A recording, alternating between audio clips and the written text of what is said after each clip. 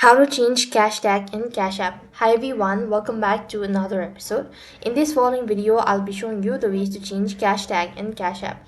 So in order to change the Cashtag in Cash App, you just have to follow the steps. First of all, log in into your Cash App account. When you're logged in, that is going to take you to the home page, and from the home page, you just have to go and press on the profile icon from the top right inside corner of your screen. So as you click on the profile icon, it's going to take you to the other field where you'll be able to see your account information. So as per the account information, you could go to your profile name and all that, and under it you'll also be able to find the option as Cashtag. Go and press on it, and you could erase the present Cashtag or the name, and then you can replace it with the new one. So confirm it by entering the password and all of that. Then you'll have successfully change your Cashtag in Cash App. So that is all for this video. I hope the video was helpful. Make sure to like, share and subscribe to our channel. Thank you for watching. See you in the next video.